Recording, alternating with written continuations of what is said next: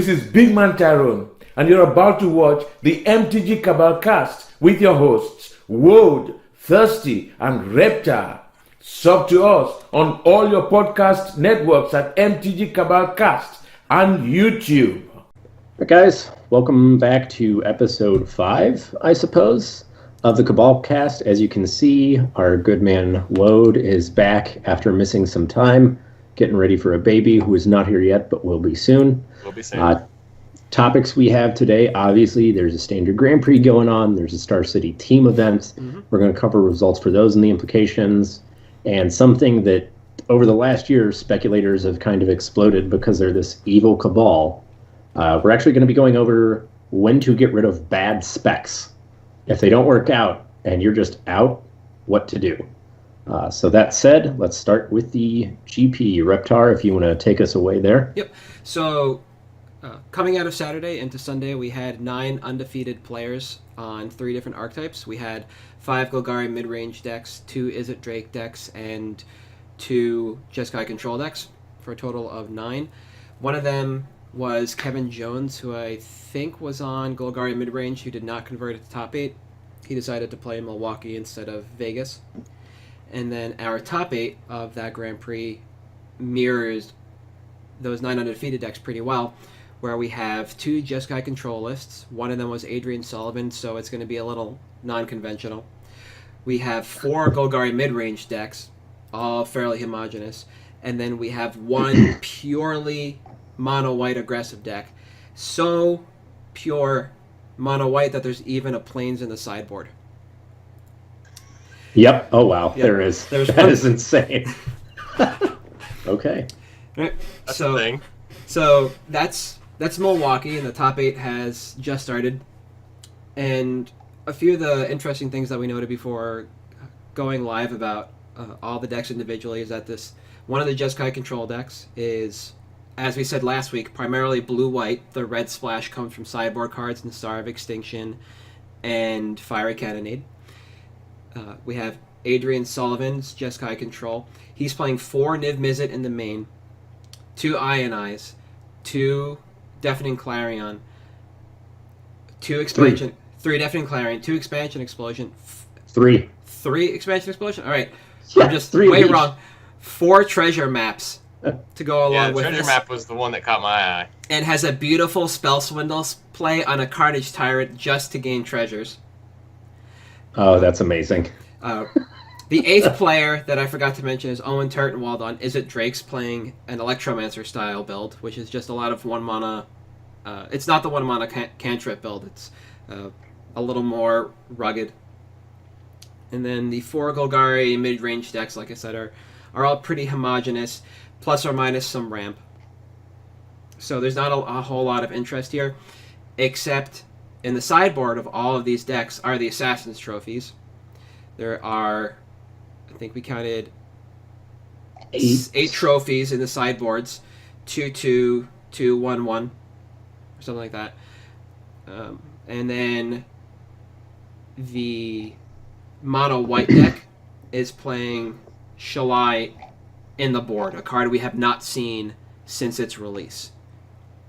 Something that just allows this aggressive deck to just keep playing the game and take over in a spot where maybe on turn 5 there's not a lot going on the board, and then all of a sudden their team just starts growing at an unbelievable pace.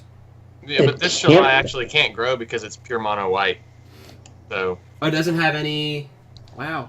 they have no green to actually do the pumping from Shalai. So it's purely for you planeswalkers, which they only have planeswalkers on the board, and other creatures to have hexproof. Yep. Okay. So It's probably I coming in for the Golgari matches. Along with the 4 Takali Honor Guard, yeah. Yeah. Would be my guess. yeah, that's what I would assume as well. Yeah. Stop the. I guess it slows down, doesn't stop, but slows down, and the loop of the what are the Chupas? The Chupa loop. Yeah. Yeah. Our Chups. Yeah, with So- Fine Finality and Memorial to Folly. Yeah. So, all in all, we have a little bit of a financial implication from the top 8. Not a whole lot. We talked about last week, and again, as well before the cast, the 3 of us, that this is the Is It Drake's deck is pretty much tapped out. There's Yeah. not a lot of room here to pick up on anything unless you believe firmly that Arclight Phoenix is a $30 card for the rest of its lifespan in Standard. And I don't think any of us agree with that. No. It's not worth the risking $20 to find out, that's for sure. Yeah. So, And the Golgari decks are basically showing us that you no longer need Assassin's Trophy. You don't really need any Planeswalker Vraska, as there's only one Vraska in any of the 75s, and it's Seth Manfield with one of the Relic Seekers in his sideboard. Yeah. But what yeah, his sideboard is just fun to look at anyway. He's got an Eldest Reborn in there. Yeah. You know, he's got a fun sideboard going on, so. Yeah. So what we were seeing, though, is that Midnight Reaper is starting to see a little play now. Yeah. Doom Whisperer is officially a threat in main decks now. And Mirari's Conjecture is also beginning to pop up. Yeah, what I like about the Golgari decks is, and I think why Assassin's Trophy is falling out of favor, is they just have, you already feel bad removing a lot of their stuff. And then with Assassin Trophy, if you're removing it with that, you're also giving them a land. And then if they have Midnight Reaper in, you're also allowing them to draw cards.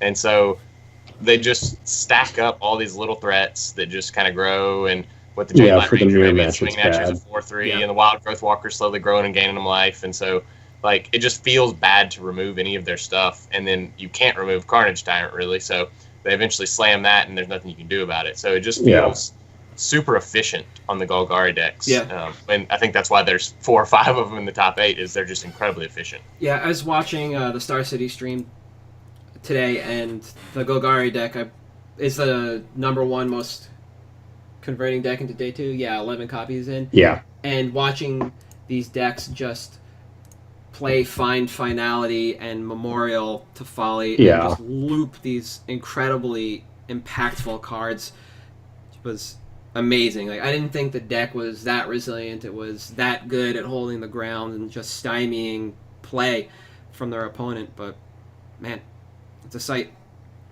I think that's part of why they've started including, which, you know, I'll cover this a little bit later.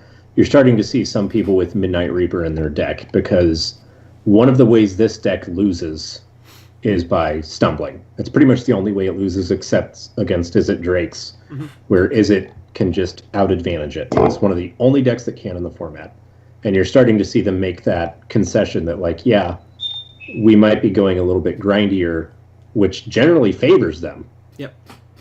But for the mirror match, like you said, Woad, they kind of have to take the trophies out, because at this point, 5 removal is enough, and then you have Vivian Reed on top of that. So it was interesting, though, that Seth had 2 Karns in his list, which is a card we haven't seen in Standard since right after Dominaria released. Yeah, it was showing up in everything right after Dominaria released. Everybody tried it in everything because it's a colorless card that creates card advantage. So you're like, we'll just throw it in every deck. Yeah. And it really fell out. But yeah, it's interesting to see it back in. Yeah, he's playing it as a 2-of in the main, and that's kind of a concession to the way he built the deck with Druid of the Cowl and ramping more into his Planeswalkers. And then Adam Hernandez, another Golgari mid-range player, has 1 Karn in their main and 1 card in their sideboard to turn into that even more grindy style of deck to give them a little bit more lasting power. Yeah, I also think that with no fast decks except the mono white, which is essentially indestructible boggles anyways, that Vraska's Contempt is just far superior removal to Assassin's Trophy. It's with there's so much recursion right now. It's the exile is incredibly relevant, and you're not really exiling anything other than creatures or planeswalkers. So Assassin's Trophy you're not really hitting any permanents other than those 2. You're not really hitting enchantments. You're not really hitting artifacts in this format right now. So Vraska's Contempt is just far superior to Assassin's Trophy when you don't have the need to remove something on turn 2. And the only deck you need to do that against is mono white aggro, which they can make all their stuff indestructible. So therefore, Vraska's Contempt is clearly superior again. So it's really completely pushed Assassin's Trophy out of the meta. Yeah. I feel like. For standard. Yeah, people are realizing that Thrashing Brontodon is an overstated card for 3 mana and does incredible It's so work. efficient. Yeah. Mentioning that you don't really have to destroy artifacts and enchantments in this format is because you have a 3/4 for 3 that does exactly that. Yep. You don't have to worry about the History of Benalia hitting Chapter 3 with a Thrashing Brontodon, or your mono red opponent or your Boros opponent gaining huge advantage off of an Experimental Frenzy because of Thrashing Brontodon. This card is just keeping a number of strategies down, all the while Vraska's Contempt can just pinpoint the best threat at the time and take care of it, regardless of whether it's a Planeswalker or a creature. And the Golden Demise in the sideboards now keeps Selesnya tokens at bay as well. Yeah. I popped in a couple of times today on stream to see what was going on, and I don't think I saw a single Selesnya deck at all. I saw one during a Time Walk match, but that was it. Yeah. And it was X2. Yeah, Selesnya tokens converted one deck in the team event at Star City, but I didn't see it on camera yesterday or today. So yeah, Golgari is just doing a great job of keeping as much down in the format as it can.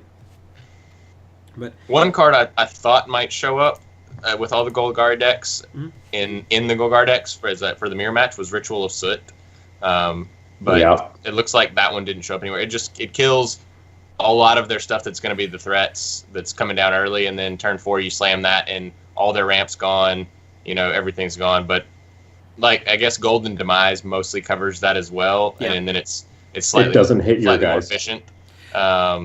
So I think if we see Selesnya tokens pick up, or a tokens deck that just goes really wide, then we'll see Ritual of Soot pick up as well. Like, that seems what that card was meant for. Like, yeah. I think the problem is it's the same format that Deafening Clarion exists in, so I don't know if Ritual will ever have any type of foothold. No, that makes sense. Yeah, it would just have to be for the Golgari deck specifically, since they obviously can't play Clarion. Yeah. So one of the last cards I wanted to talk about in the top 8 is Mirari's Conjecture. There's one copy in the one deck we expected in, which is It Drake's. And I didn't get a chance to see it do any work at the GP, but I did get to see Jacob Baugh, I believe was his name, a Team Open winner multiple times. St. Louis boy. Yeah, who's currently at the top of the leaderboards for this team event. Used it to incredible results at the Open several times on camera. So, opinions on that card? Financially, at least? Well, I mean, you get to, instead of with Jumpstart getting to cast all your spells twice, now you get to cast them 3 times, or 4 times maybe. Yep. So. Yeah. I think it has some room to grow. I mean, it obviously has EDH appeal. It's the type of thing that, someone's going to sit down and be like, oh, I get to cast spells twice. I get to get counter spell or thirst from knowledge or whatever it is, people get from the graveyard. The nice thing is, like, its median right now is for non-foil. Yep. 40 cents, 50 cents, something like that. So it's basically a penny stock. Granted, the set was opened a lot. It was a really popular draft environment. It's got plenty of good chase cards in it. But, I mean, I could see it eventually, over a year or so, getting to be a $5 card. Yeah. I see it like I see Imprisoned in the Moon. Okay. I just think it's a blue card that you basically throw in most every blue deck you'd run in EDH. It's just value. It's fun. I think Saga foils down the road could be worth something, just because I don't know that Sagas are something we're going to see a lot. Yep. I have a bunch of these in foil. This one particularly, the Mirari Conjecture, looks really, really good in foil. So the Sagas are interesting for their design. That a lot of them have really casual EDH appeal, which, as we know, with a card over time, even if it doesn't see one of the main competitive formats of play, that card just continues to climb and climb and climb, because everybody wants to throw it in their 120 blue decks that they have stacked across their wall. Yep. And play. So I like the Sagas, and Mirage Conjecture is one of my favorite ones. Yeah. So I think this is a card that's been a long time coming in Standard, but the card just reads as something that's very powerful. It's not a control deck finisher, obviously. It's a card you need to be playing a combo deck for, and that's kind of what the Is It Drake's deck is. The casual appeal has been there since day one. In its Standard lifetime, unless Is It Drake's becomes a dominant force in the meta, I expect it to be a $3 to $5 card max, and then long term we could probably see $5 to $7. Yeah. As an enchantment, it's hard to loop with mono blue, but there are other ways to do it, and it'll have casual appeal for forever. It's basically a bulk rare right now that has the opportunity to quad up very easily. Yeah, I think so. And Treasure Map's another one of those that is seeing play now in decks that I also think you can throw it in so many EDH decks. Yep. Of course, it's already like a $3 or $4 card, I think, because people have already seen that. But yeah. I think it's one that just kind of slowly climbs over time. The buy box promos on those, of course, people really like with the maps on the back. But they're pretty high priced already anyways because of that. And I'm not really sure about the stock on those, what that looked like. But it depends on what they are, I think. Some of them are pretty stagnant because they did nothing. Like the red one. Yep. That turns into Outpost Vance's blasting cannons. Yeah. That's right. just an awful card. Yeah, that's not even a casual EDH card. No, but you look at all the flip cards they made. I think it was one from all of them, right? It's all like 8 or 10 or something. All the flip cards have a buy box promo version. Yeah. With a map back instead of whatever was normally on the back. Yeah, there's the one that turns into Maze of Ith. There's the one that turns into Gilded Lotus. There's one that turns those at least have something to do. Outpost Siege does not seem like the way to go. No, that is not where I want to be at all. But so moving. Okay. I also wonder at some point if those will have any kind of collector appeal because the map technically does make a big map if you combine all of them together. And then it's foil, so that could potentially have some kind of collector's edition feel to it down the road where people want to like frame those all flipped, foiled with building the whole map on the back, something like that. So that may take up a little bit of stock as well for the ones that are going to be good anyways, like the searches and the treasure maps and the Gilded the Dowsing Daggers and those kind. Dowsing Dagger is one that has great casual appeal. If you flip that early in an EDH deck, people will get very, very angry at you if you have a Gilded Lotus in your lands on turn 3. It's a good point to make for the collector's appeal. I think if we come back to Ixalan, that begins to build nostalgia around the original set, so that could be one we definitely see stock drying up of those worse ones. Yeah. But moving from the GP to Star City, we had basically a mirror of Standard from one to the other. So some of the interesting things that we did see at the Star City Team Open is that Ross Merriam is currently playing, and it's termed Grixis Drakes, but it's basically the Is It deck from Standard souped up with things like cards like Faithless Looting, and the Black Splash is just for Collective Brutality out of the sideboard. And they are currently 3rd seed going into this top 8, which means that some knickknacks from this deck are definitely going to pick up in price, and we might see finally an increase in graveyard hate for decks like this. I believe he won through a Bajuka Bog, or at least one Is It Drake deck in Modern won through a Bajuka Bog against an Amulet Titan deck. And then in Legacy, we had briefly an Eldrazi Post deck on camera as part of Tom Ross's team, who was playing Infect in Modern. I believe it was shocking. Jody Keith was playing Eldrazi Post, and there was another player who was doing quite well. I don't know their name, who was also playing Eldrazi Post. And that right now, that is the only deck in Legacy that plays Candelabra. Yep. Because High Tide is no longer a thing. We actually watched Jody Keith spend $500 to mental misstep a Swords to Plowshare on his Kozilek by discarding Candelabra to counter it. This is a Patrick Sullivan-ism. It's a $500 mental misstep. No. So we might have a little bit of financial ramifications just coming from that side of the event, cards we just haven't seen in a while crop up. Yeah. In Candelabra and Kozilek, but right now it looks like we might just have a Grixis Delver and Dimir Shadow top 4 or top 8. I don't remember how they handle their team events. Yeah. Top 4. Top 4. And with this happening, I don't know if that's really going to throw much out of whack in regards More to the finances. same. Yeah. Yeah, I don't think so. It's nothing too crazy. All right, and coming out of that, something we wanted to talk about a bit is timing specs. So, when to pump and when to dump, basically. Pump them and dump them.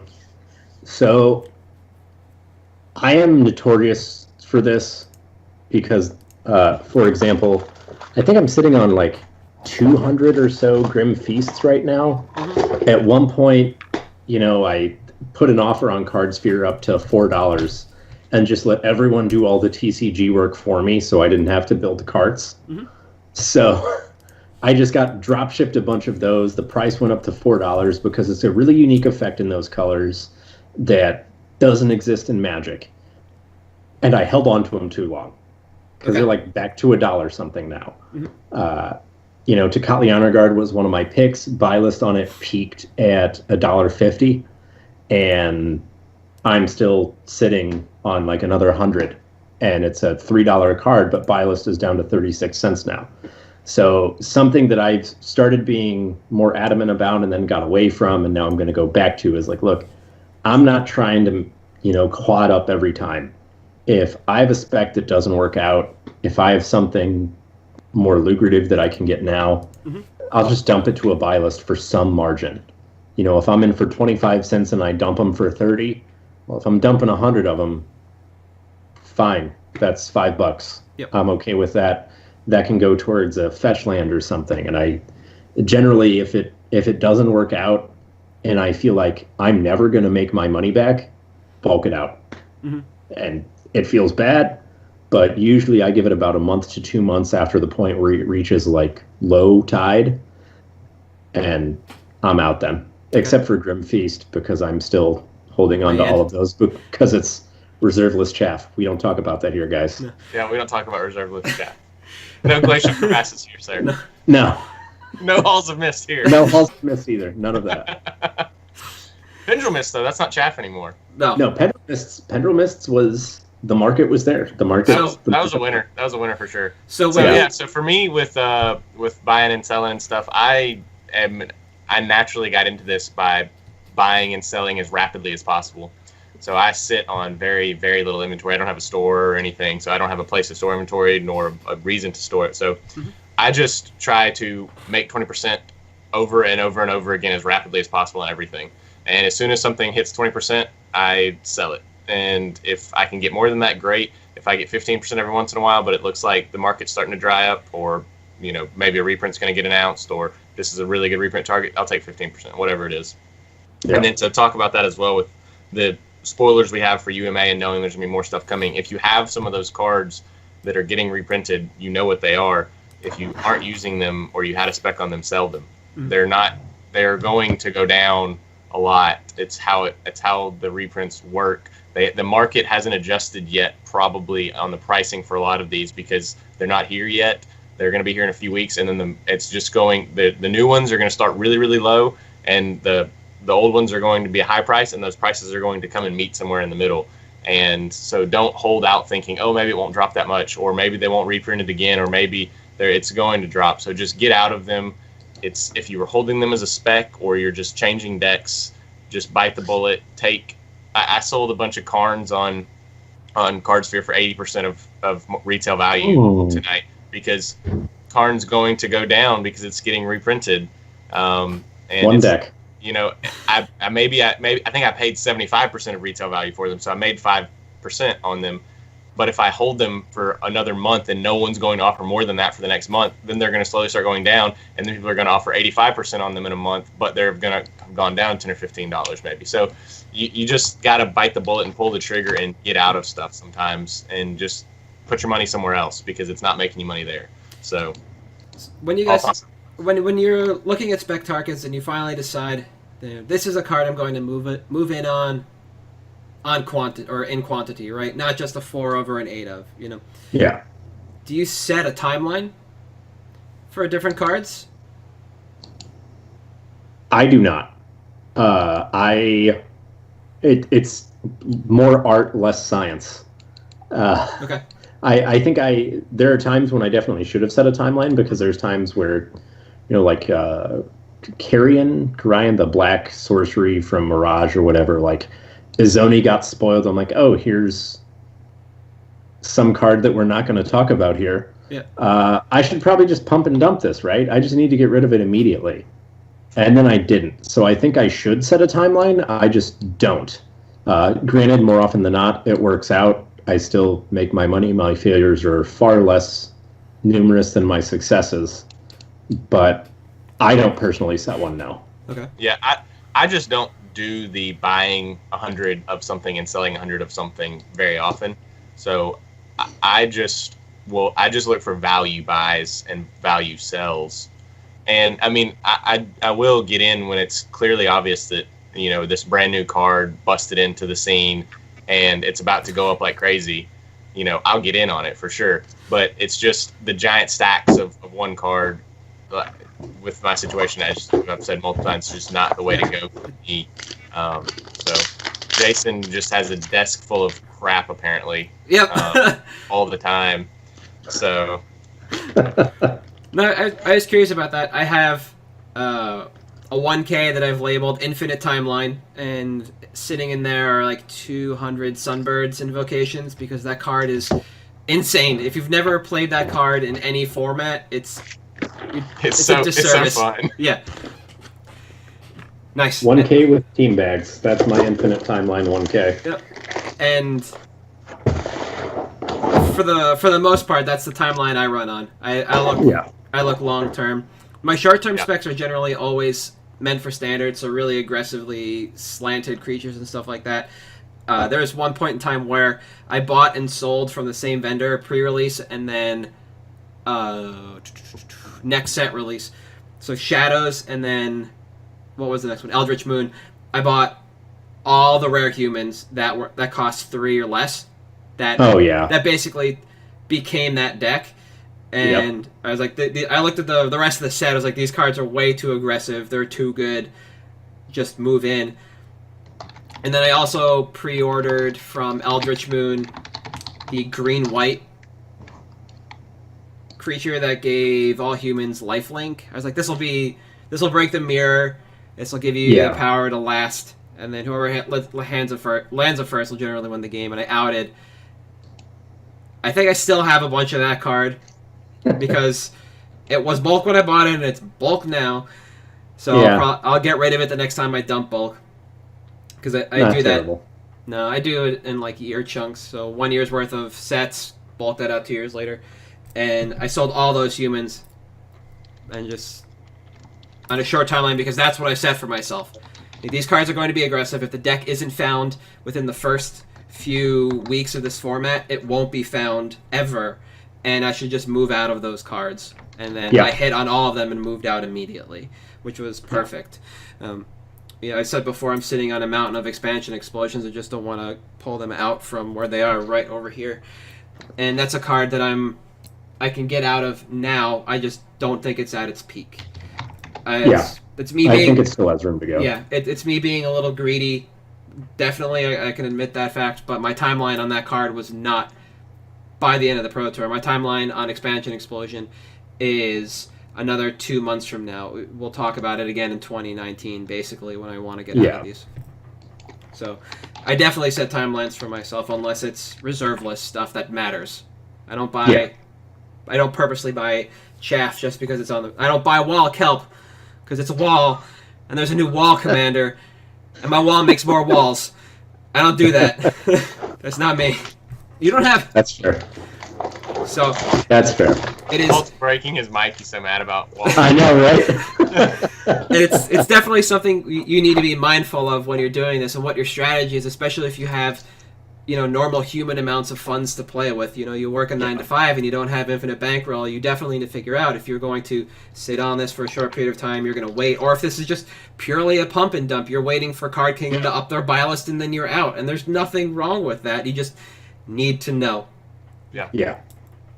All right, so we're trying to keep this stuff quick. We want to get down to about 30, 35 minutes now for the podcast so we can continue rendering these properly, unlike last week, which was my fault. Our bad, guys. It's just because I wasn't here. Yeah. Oh, yeah, sure. My computer missed your face. You were right. So, YouTube knew it wouldn't be the same without me. And that glorious shirt.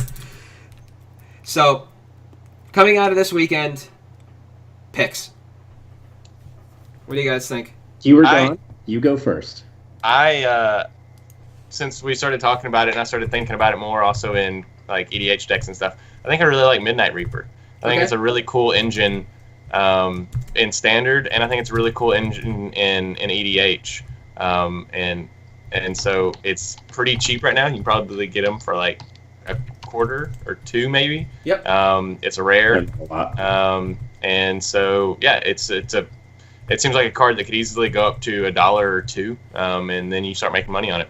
So yeah, I really like that one this week. Okay.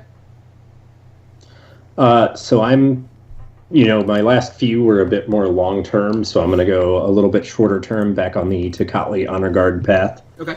Although you saw that stack and how that worked out for me. Fat stack. I actually Death Gorge Scavenger. Okay. So Izzet Drakes is one of the hardest matchups for the Golgari deck, and I think it's one of the easiest ways to break that. Obviously, they have a Drake that counts stuff in the graveyard. Fine. It also helps against the Jeskai matchup. Yep. It helps against the Grixis matchup. Both modes are incredibly relevant. It even helps against any of the red decks running Rekindling Phoenix. It's just, as you touched on last week, Reptar, there's not graveyard hate out there. No. It just doesn't exist. And this is something that fits in line with the strategy of one of the extant decks in the format that you're starting to see pop up in sideboards. And I genuinely think it has value as a main deckable card. The 2 life is usually actually pretty relevant because a lot of these games go wide, they get into a racing situation, and just 2 life here or there helps. So that's my pick.